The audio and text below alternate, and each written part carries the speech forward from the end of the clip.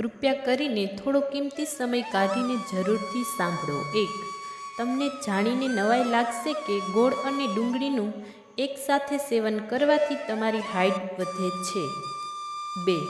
જો મેગીનું સતત સેવન કરવામાં આવે તો ધીરે ધીરે પ્રજનન ક્ષમતામાં ઘટાડો થવા લાગે છે. તેનું કારણ મેગીમાં જોવા મળતું લેડ નામનું તત્વ છે.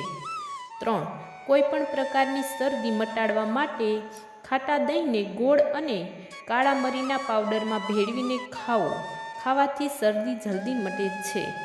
4. સવારનો નાસ્તો ન કરનારા લોકોનું મન ક્ષતિગ્રસ્ત થઈ જાય છે.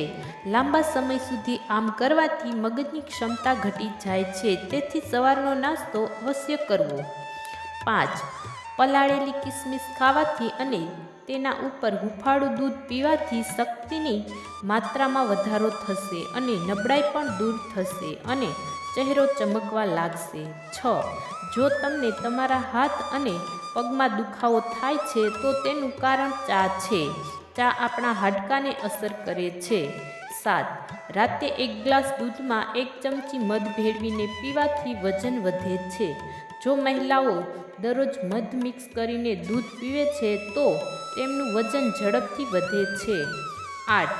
ભોજન પછી પાણી પીવાથી 103 પ્રકારના રોગ થાય છે. આથી જમ્યાના 1 કલાક પછી જ પાણી પીવું જોઈએ.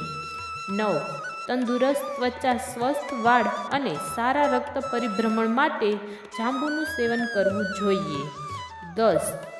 લકવો થતાં જ દર્દીના નાકમાં ગાયનું ઘી નાખવાથી 15 મિનિટમાં લકવો મટી જાય છે.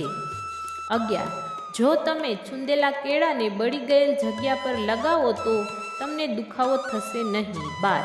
જમ્યા પછી તરત જ 1 ગ્લાસ પાણી પીવાથી રોગપ્રતિકારક શક્તિ વધે છે.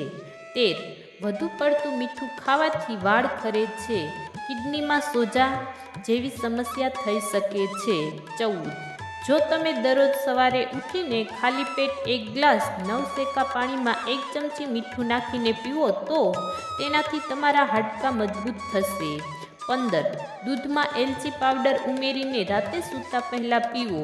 આ દરરોજ કરો. તેનાથી તમારી આંખો પર ચમત્કારી અસર જોવા મળશે.